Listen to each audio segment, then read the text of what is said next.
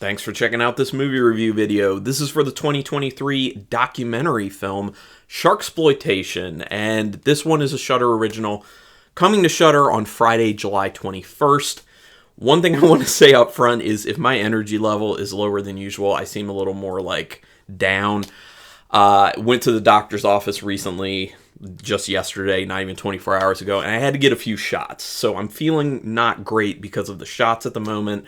Hopefully by the end of the day I'll be better, but that's why my energy level is not the same and I'm a little bit off. But going to talk about Sharksploitation, which I am excited about. This is one, when I heard that it was coming to Shudder, I got pretty psyched because I like Jaws ripoff movies, and I figured they would cover that in this documentary, and they do.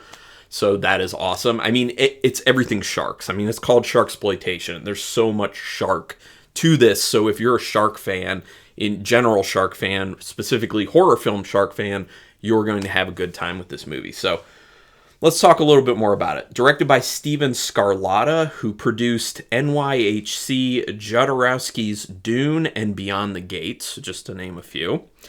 Again, Shudder original, coming Friday, July 21st. Now, very importantly, I always like to throw this stuff out there.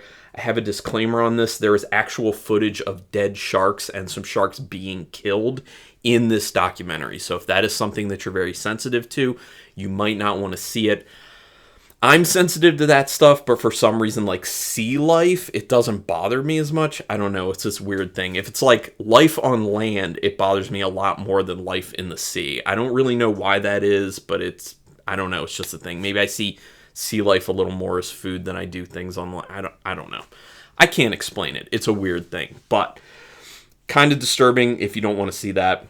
But there is a purpose to it. It's not just thrown in there to just be like, oh, hey, this is cool. There's a purpose to it. So synopsis-wise, there's really not a whole lot to say about synopsis. It's a documentary film about sharks in movies, specifically horror movies, and kind of societal impacts from that, which a lot of that spawns from the film Jaws, which I'm sure a lot of people can just guess what that's going to cover. And it also kind of traces back before Jaws, because obviously Jaws was like a pivotal moment for shark things in film, but it hits all the moments, even pre-Jaws and post-Jaws, all the biggest horror film shark moments. So there's a lot of nostalgia baked into it if you're a fan of sharks and shark horror films, and honestly just like water-based horror movies in general. So I do recommend it. It seems like they needed a little something in the beginning of the movie, though, before just jumping into interviews. I do feel like they moved a little bit too fast into that. They needed a little bit of something. Maybe start with the title card first, with like an intro, with some credits, with some music, because it jumps into it kind of quick, in my opinion. Again, this may just be me, but it felt to me like there should be a little bit of something else there. By the way, if anyone's just looking at these skulls and wants to know, this is a shirt for the Burbs from Fright Rags, and it says the Burbs down here. But anyway, sidetracked. They don't just interview film people in this, which I really like. They actually go after some people who have marine credentials, so marine biologists, oceanographers, people like that, to throw in a little something other than just talking about movies and it from, sharks from a movie perspective. So I think that's really good, because it ends up becoming even more important as the film goes on, because there is a bigger point to it. And I'll kind of talk a little more about that without, spoiling things as I go on, because this is a no spoiler review. They don't just interview... One of those days, you people. I'm sorry. I literally just read that. My bad. There are plenty of clips of sharks from horror movies, so I like that. One of the things that I really love when I watch documentary films, especially horror documentary films, is seeing clips from movies. I want to see a lot of that because it keeps me entertained, keeps me engaged. Plus, it's that nostalgia factor. If I've seen these movies before, I'm like, oh yeah, I remember that. That's awesome. Or if it's something I haven't seen before, I'm like, oh, that looks interesting. Maybe I need to write this one down or put it in my phone and make sure that I get to watching it. Like from this movie, Orca.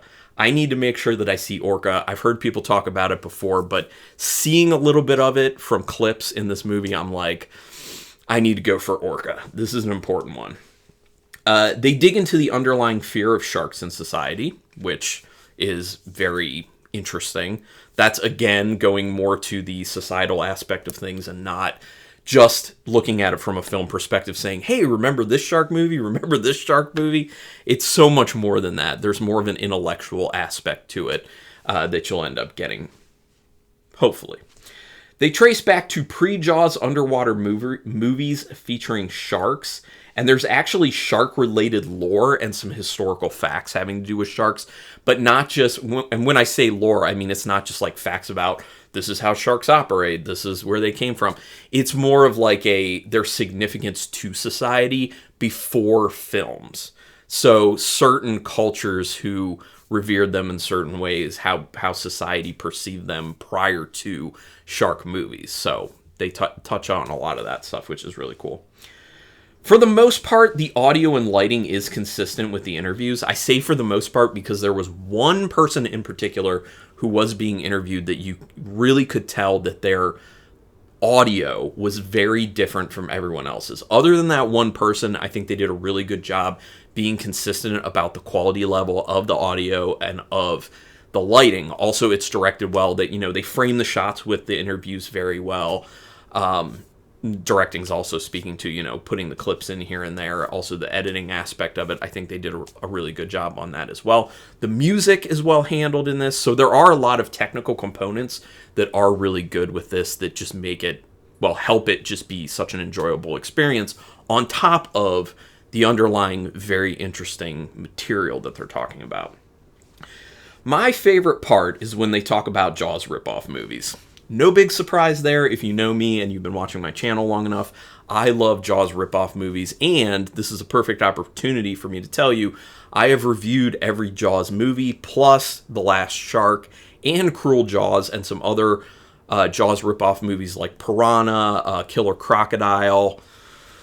I think I reviewed Grizzly too. Maybe I did. I'm not 100% sure, but I forget the movies I review. Isn't that ridiculous? I've done so many at this point. I'm over like 500 or 600 movie reviews at this point. That's a lot. But I do have a list for all the Jaws movies, and I think I included Cruel Jaws and The Last Shark in that list. So you can go ahead and check those out. Just a shameless plug for myself here.